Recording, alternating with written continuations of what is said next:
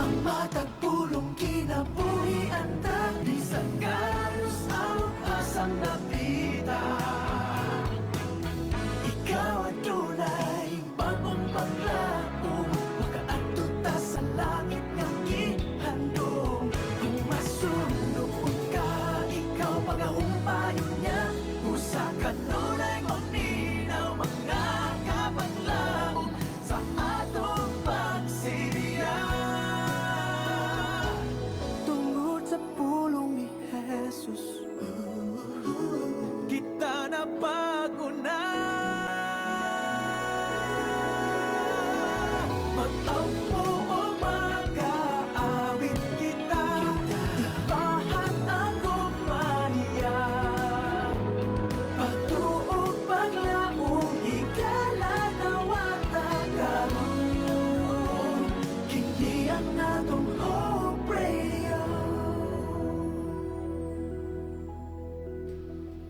Happy moments, praise God. Difficult moments, seek God. Quiet moments, worship God.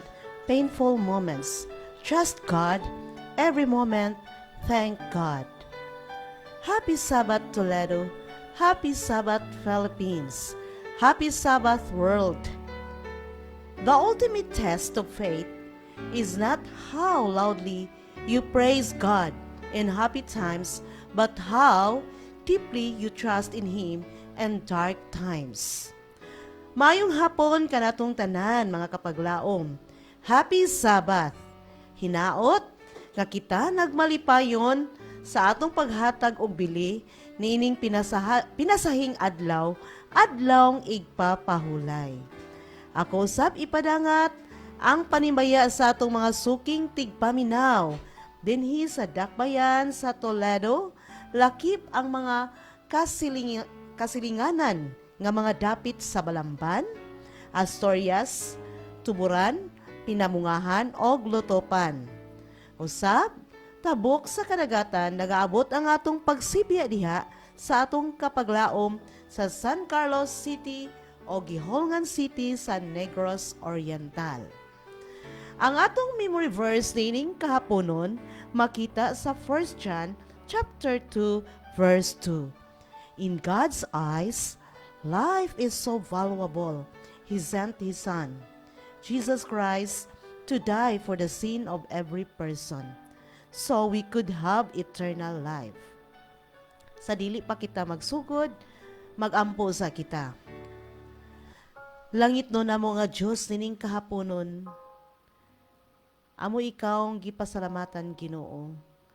Niining panahon nga imong gihatag na usab kanamo sa pagpaminaw sa imong mga story gikan sa balaan nga kasulatan. Hinaot pa o Dios, amo kining masabtan ug mahimo kining among gabayan sa among pagkinabuhi nganha kanimo. Nining kahaponon ako nagahangyo nga ikaw makig-uban kanamo. Panalangini ang mga kaigsuunan, mga kapaglaom nga kanunay nagatamod niining atong programa. Hinaot pa sa kanunay, ikaw magabubo sa imong panalangin sa matag usa kanamo. Kining tanan among gitugyan o gipasalamatan tungod lamang sa ngalan ni Hesus. Amen. Mga kabataan, kung kamo nagapaminaw sa atong program, isave ang atong mga numero. Aron imong mapadala nimo ang imong tubag sa atong mga pangutana human sa atong story. Ani ang atong mga numero: Globe TM 0926-868-2998, Smart TNT and Sun 0932-302-7106. Ayaw sad kalimot sa pagpadala sa imong kompletong pangalan o lugar kung asa ikaw naminaw karon. Sa dili pa kita magsugod sa atong children's story, maminaw ta og duha ka alawiton o kita mo balik din hilang sa tuang programang Storytime sa 106.3 DYEM-FM Adventist Radio Toledo.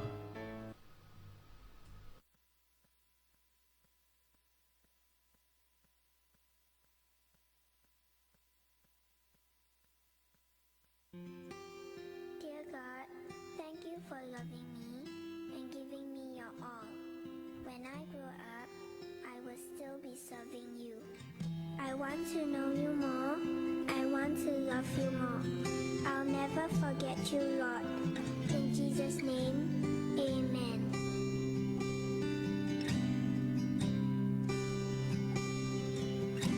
I want to know you, Lord. You are a great big God. I'm young and do not know a lot. Come and be my own. I want to love you more, giving you my life and all. You died for me, you sacrifice. I won't forget you, Lord. I love you, Jesus. I'll grow up knowing you. I love you, Jesus. I'll grow up serving you. I love you, Jesus. My life is saved by you. I'll never forget, never forget. I'll grow up loving you.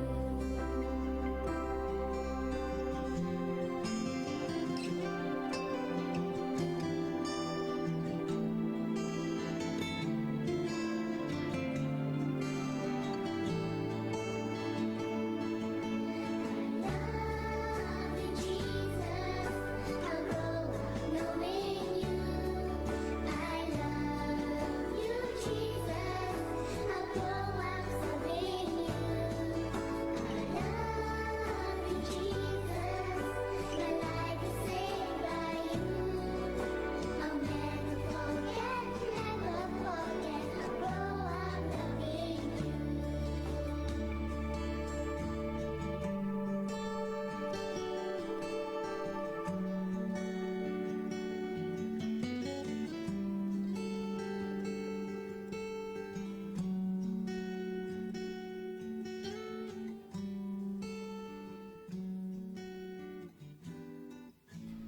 And now we're back sa tuwang programang Story Time. This is your kapaglaom Ate Chris, ang inyuhang storyteller. Ang uluhan sa atuang sugilanon karon mahitungod sa mga katawhan gikan sa Judea nga nagatuman sa giingon nila ni Moses. Og kini nagauluhan og plot to kill. Kini nga sugilanon makita sa Holy Bible sa Acts chapter 22 verses 1 to 30 and chapter 23 verses 1 to 22. Mga bata, nakadungog ba kamog istorya mahitungod sa pagplano o pagpatay o pagbuhat og dautan sa inyong isig katao? Or nakakita na ba hinuon kamo sa mga television mahitungod ni ini nga mga panghitabo? Maayo ba kini nga binuhatan? Malipay ba ang Dios kanato kung buhato nato kini sa atong isig katao? Busa, karong kahaponon, atong mapaminawan ang usa sa sugilanon nga atong mabasa sa balaang kasulatan o Bible. May tungod sa kinabuhi ni Pablo nga magbabalaod. Busa, ayaw si Piata sa pagpaminaw ang atong story entitled Plot to Kill. Ug kung aduna kamoy papel o ballpen, palihog sa pagsulat sa mga importante nga mga punto nga maoy makahatag kaninyo og sakto nga tubag sa atong mga pangutana pagkahuman sa atong children's story. Karon nga hapon, atong masabtan ang pagtulun-an ni Moses ngadto sa mga Judea. Ang atong sugilanon karon mahitungod ni Saulo nga usa ka magpapalaod nga maoy naglutos sa mga Kristohanon nga nagsunod sa kabalauran sa Dios. Og sa dihang nahimo siyang saksi sa Dios nga buhi ug angayng alagaron natong mga katawhan, giilisan ang iyang pangalan gikan sa Saulo ngadto ni Pablo. Daghan ang nasuko ug naglagot kaniya o gusto siyang ipadakop o ipabilanggo. Sa kaadlaw ni ana mga bata, gidakop si Pablo ug ang iyang panalipod sa atubangan sa katawhan, gusto siyang ipabilanggo ug siya nangutana sa colonel nga maoy nagsugo nga ipadakop siya nga nag-ingon, "Mahimo ba ako sa pagsulti kanimo? Makamao ka ba di ay musulti Krisyanhon? Dili ba di ay ikaw kadtong Ehiptohanon nga dili palang dugay, naghimog kagubot ug bidala sa 4,000 nga mga tawo nga mudunggab ngadto sa mga awaaw nga dapit. Usa ako ka Hudiyo nga taga Tarso sa Cilicia. Mulupyo ako sa usa ka bantugang syudad. Hangyoon ko ikaw nga tuguti ako sa pagsulti sa mga tao." "Oo, sige. Kitugutan ko na ikaw sa pagsulti. O gisulti na dinhi taliwala sa pundok niining mga katawhan karon. Ang imong depensa o panalipod sa mga katawhan nga nag-akusa kanimo aron ikaw mabilanggo." Sa dihang gikatugutan na si Pablo, misiniya siya sa mga tao ug sa diha may dakong kahilom ug siya misulti kanila sa pinulungang Hebrohanon.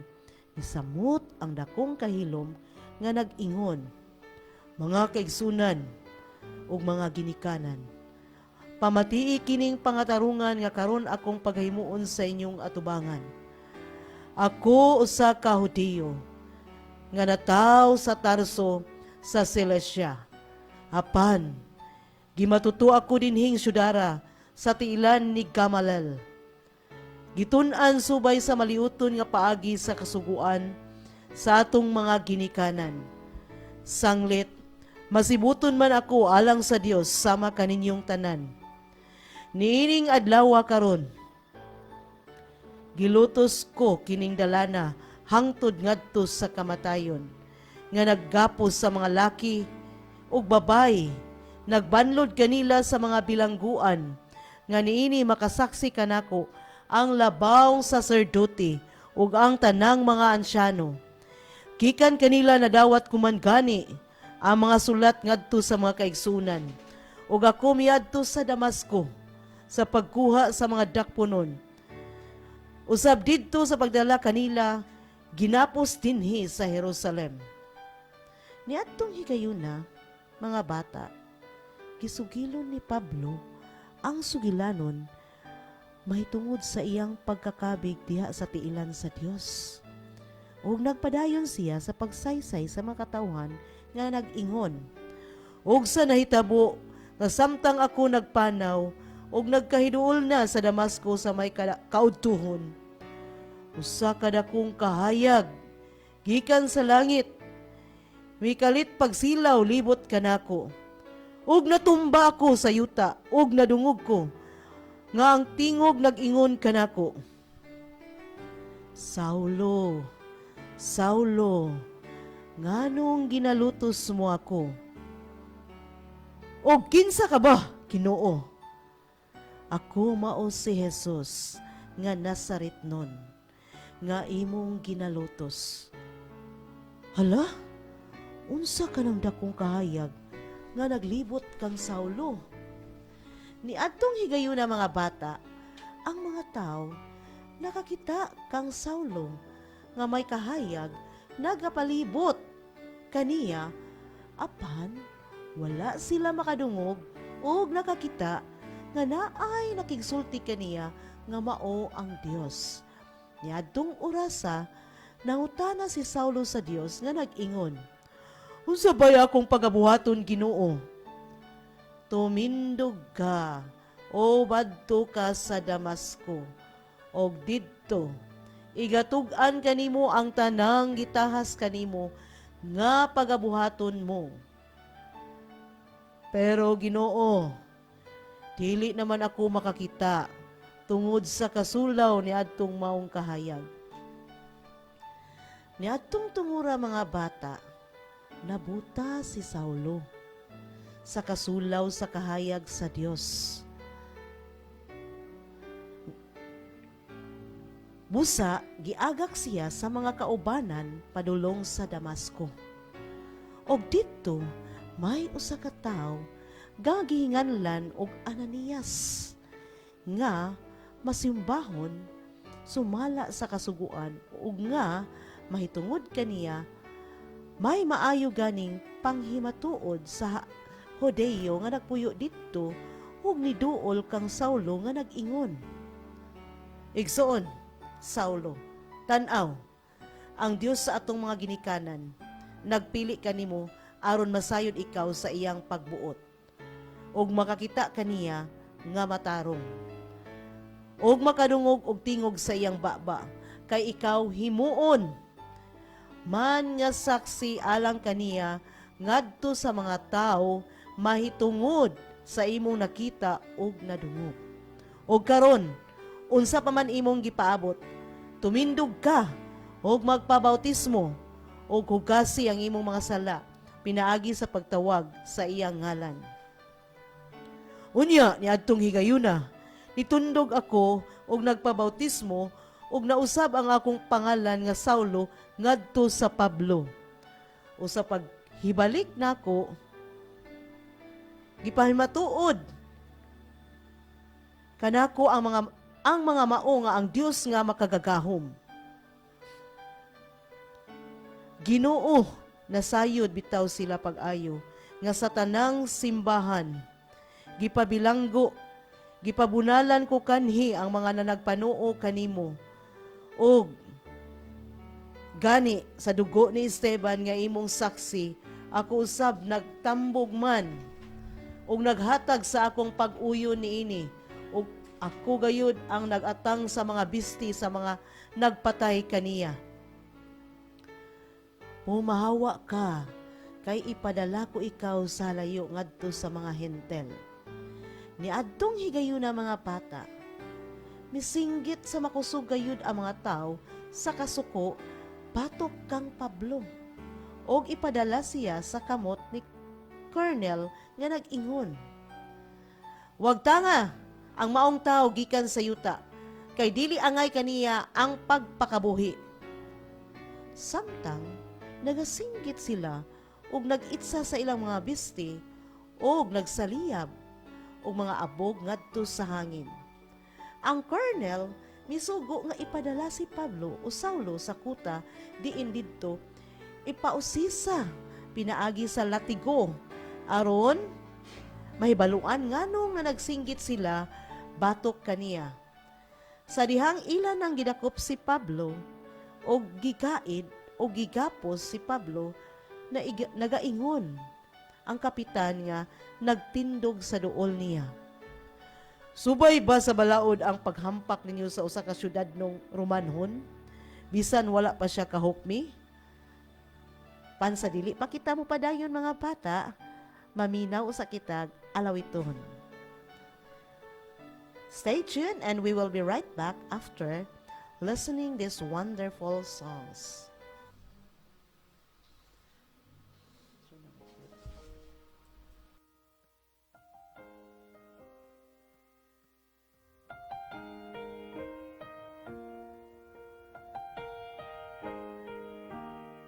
There is peace in Christ when we learn of Him. Feel the love He felt for us when He bore our sins. Listen to His words, let them come alive. If we know Him as He is, there is peace in Christ. He gives us hope when hope is gone. He gives us strength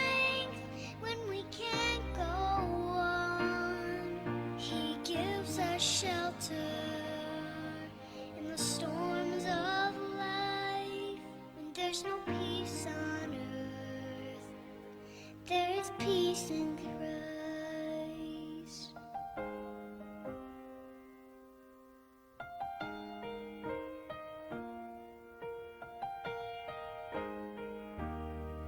There is peace in Christ when we walk with Him through the streets of Galilee to Jerusalem.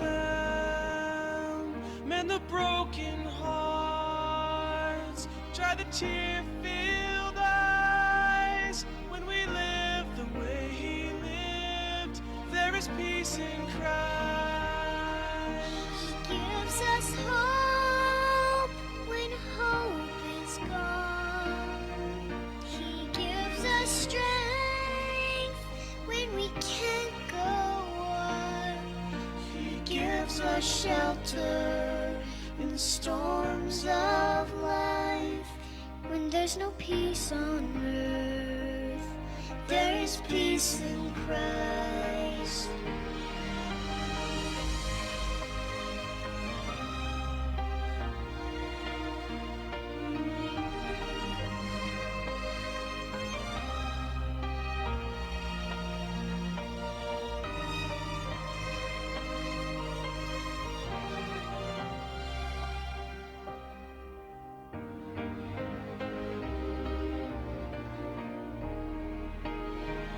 He gives us hope when hope is gone.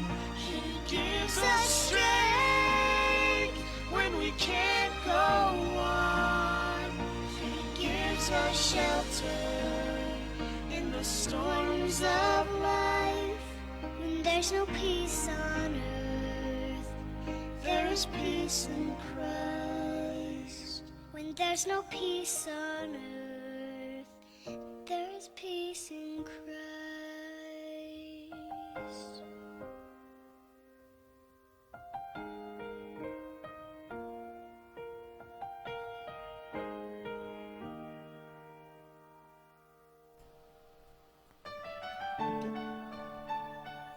And we're back sa tuwang programang Story Time. Niadtong higayuna mga bata, sa pagkadungog sa kapitan sa gisulti kaniya ni Pablo nga nag-ingon, subay ba sa balaod ang paghampak ninyo sa usa ka syudadhong Romanhon, bisan wala pa siya kahukmi. Colonel, unsa ba di ay kining imong pagabuhaton? Nga kining tawhana may usa ka syudad nung Romanhon. Diha, miadto dayon ang Colonel kang Pablo o gipangutana kini nga nag-ingon. Oo, nabatunan ko ang samang syudad nung Romanhon pinaagi sa salapi. Apan ako nataw nga syudad nung Romanhon. Og niadtong higayon na mga bata, na mahaya ang mga tao nga unta maoy muusisa o mangutana kaniya. Niadtong higayuna nahadlok usab ang Colonel sa iyang pagkasyudad nung Romanhon, kay siya man ang nagpagapos kaniya. Og dinhi si Pablo gipaatubang sa mga Sanhedrin.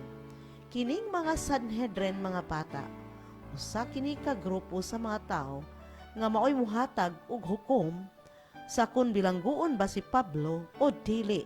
Og dinhi magaigsuon sa tubangan sa Dios. Nagakinabuhi ako diha sa bug-os nga maayong kaisipan. Hangtod ni ining adlawa, mahal namong saserdoting Ananias. Kinsa ka nang naaduol tupad ning tawhana gaginganlag Pablo? Duulan ninyo og sagpaa ang iyang baba. Saserdoting Ananias, sa Dios pagasagpaon ikaw. Nagalingkod ikaw diha ingon nga maghukom kanako subay sa balaod. Unya, imo akong ipasagpa supak sa balaod.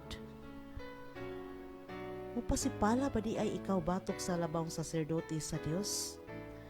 Mga igsuon, wala ako makaila nga siya di ay labawng saserdote og tinuod nga nahisulat man. Dili ko makasultig dawtan. batok sa punuan sa imong katawhan. Apan, si Pablo ni adtong panahona nakabantay og duha ka pundok o grupo sa mga tao nga dito usab nagtindog nga naminaw kanila sa mga Saduceo o Fariseo. Kining Saduceo, usa ka grupo sa mga tao nga wala magtuo nga adunay pagkabanhaw gikan sa mga patay ni manulunda ni espiritu. Apan kining mga Fariseo nagtuo sa tanan niini.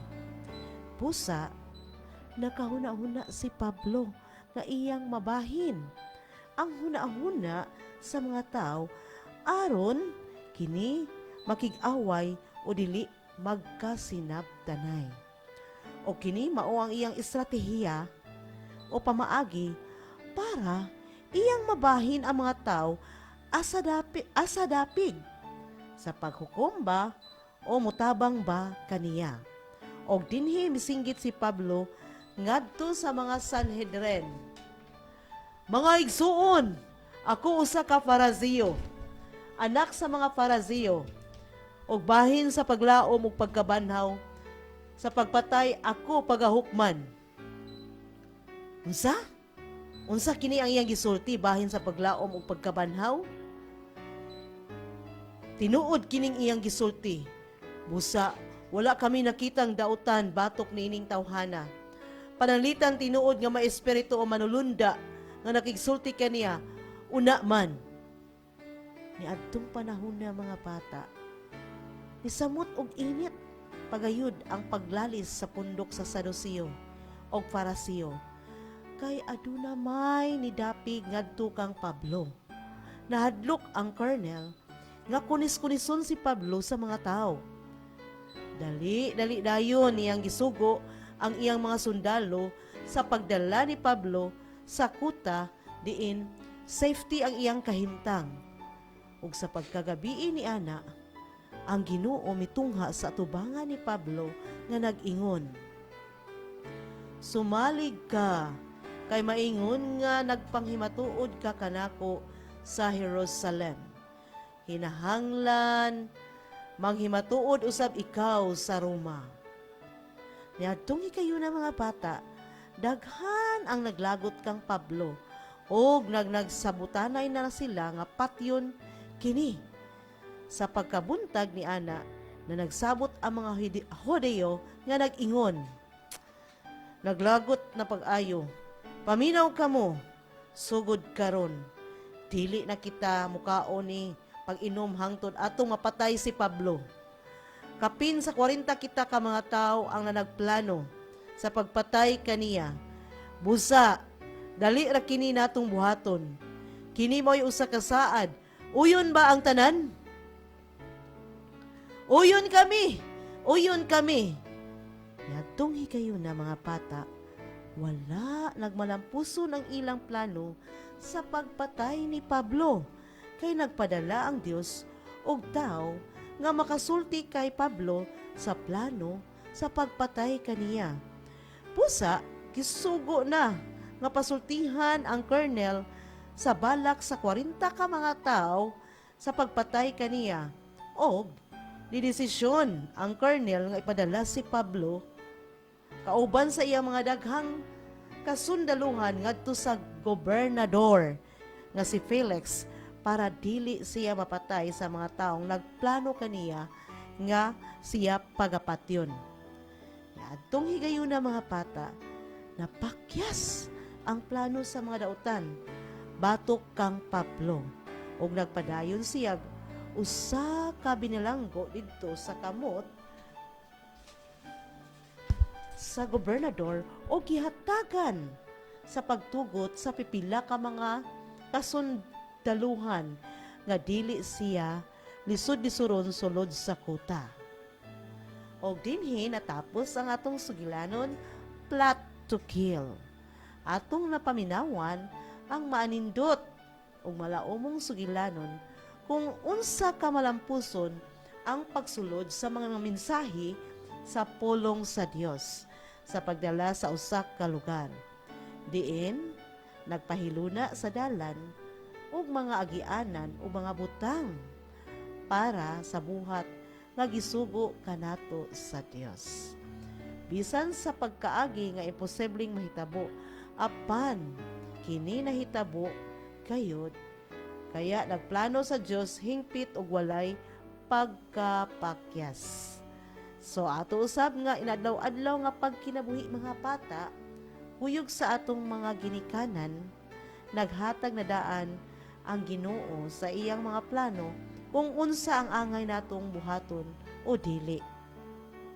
Aron kita magmalampuson susama sa pagkakabig ni Pablo ngadto sa tiilan sa Dios, nga siya ang gihimong saksi sa gahom sa Dios ngadto sa mga hintel. Atong hinumduman nga ang kaaway nga si Satanas naghimo og daghang pamaagi sa paglumpag sa katawhan sa Dios sa pagkaagi nga mahunong ang pagkaylap sa maayong balita sa kaluwasan sa tao. Apan, ang Dios nagaandam og dakong solusyon. Bisan pa sa kini wala pa niya pangayua ngadto kaniya, busa dili kita mawad-an og paglaom, kaya ang Dios nagaandam og daghang mga pamaagi sa pagsulbad niini. Og karon ani anata sa ato ang mga pangutana, ipadala lang ang inyong mga tubag sa atong mga numero sa Globe TM 0926-868-2998. Smart TNT and Sun 0932-302-7106. Kauban sa imong kompletong pangalan o lugar. Unang pangutana, unsa ang uluhan o title sa ato ang children's story karon? Usbon ko, unsa ang title o ulungan sa ato ang children's story karon? Ikaduha, kinsa man ang pangalan sa usa ka tinugyanan sa balaod sa pagluto sa mga Kristohanon sa dalan sa Damasco? Kinsa man ang pangalan sa usa ka tinugyanan sa balaod sa paglutos sa mga Kristohanon sa dalan sa Damasco? Ikatulo, unsa man ang duha ka grupo sa mga katawhan nga nanaglalisay mahitungod sa pagtuo nga adunay paglaom o pagkabanhaw? Unsa man ang duha ka grupo sa mga katawhan nga nanaglalisay mahitungod sa pagtuo nga adunay paglaom o pagkabanhaw? Ikaapat, unsa man ang pulong nga gisulti sa Dios kang Pablo nga nakahimo kaniya sa usbon ko. Unsa man ang maayong pagtulun-an o leksyon nga atong makuha diha sa story? Okay, ang last nga pangutana, last na ni siya. Unsa man ang maayong pagtulun-an o leksyon nga atong makuha diha sa story? And thank you so much for listening. Once again, this is your Ate Chris saying, and God's nothing is impossible. And be faithful until Jesus comes. On behalf of Hope Radio Toledo, akong ginadayeg o gipasalamatan ang atong buhing Dios nga sa kanunay nagahatag kanato og giya ug paglaom. Ato usab pasalamatan ang atong mga pinalanggang mga tao nga nagpaluyo niining atong programa, ang atong Pangulo sa Central Visayan Conference, Pastor Charles Nogra, atong Communication Director of Central Visayan Conference, Pastor Lilord Arangues, atong Hope Radio Station Manager, Pastor Efren Ortiga, ug ang atong Hope Radio Production Manager, Pastor Ron Gilaran. Pasalamatan usab nato ang atong mga kauban sa media missionaries nga kanunay nagasuporta ilabi na gyud sa atong mga suking paminaw nga kanunay nagtamod sa mga programa nining atong stasyon. Og salamat usab sa atuang technical karon, Brother Lawrence Panugaling, nga kanunay nagat uban ka nato sa atuang pagkikuyog nining atuang programa alang sa iyahang pag-technical sa atuang station dinhi sa Hope Radio. Og ayaw kamog kalimot sa pagpaminaw sa programa sunod niining atong story time. Ang uluhan mao ang Kalanon sa Hapon by Pastor Ron Gilaran. Pansadili pa kita mo, tapos magampo sa kita. Amahan namo nga na ikaw sa langit nining kahaponon o Diyos. Dako ang among kalipay Ginoo. May tungod nga kami nakapaminaw sa story ni Saul Amahan. Salamat kaayo o Diyos sa pagpahinumdom nimo kanamo Amahan. Nga wala gayoy imposible Ginoo sa pagpadayon sa pagbuhat sa pagluso sa imong buluhaton. Nga kini Amahan mahimong magmalampuson pinaagi diha kanimo bisan pa sa mga pagsulay nga mudangat Ginoo. Salamat kaayo o Dios na ining paglaom nga kanunay ikaw nagapanalipod sa imong mga katawhan ilabi na gyud sa mga tao nga nagapadayon sa pagduso sa imong biluhaton Amahan. Salamat usab Ginoo nga kanunay ikaw magagiya, magauban ka namo bisan pa kami makasasala apan Ginoo wala ikaw magkulang sa paghatag sa among mga panginahanglan sa matag adlaw. Ako nagaampo o Dios sa mga kabataan nga nagapaminaw nga naa sa palibot, panalangini sila Amahan nga kini usab sila mahimong matinumanon ngadto sa ilang mga ginikanan. Mahimo silang mga buutan Ginoo nga magtubo sila nga mahadlokon diha kanimo. Panalangini ang tagsa-tagsa ka panimalay nga kanunay nagapaminaw niining atong programa. Ikaw Amahan magabubo sa imong panalangin ngadto kanila. Nga unta sa among pagpuyo sa tagsa-tagsa ka panimalay, ikaw ang sentro Ginoo haron mabatnan kanunay kanamo ang kalinaw, kahapsay, pagkamalipayon samtang kami magkinabuhi nining kalibutana. Salamat o Diyos nga ikaw magadungog niining among mga paghangyo.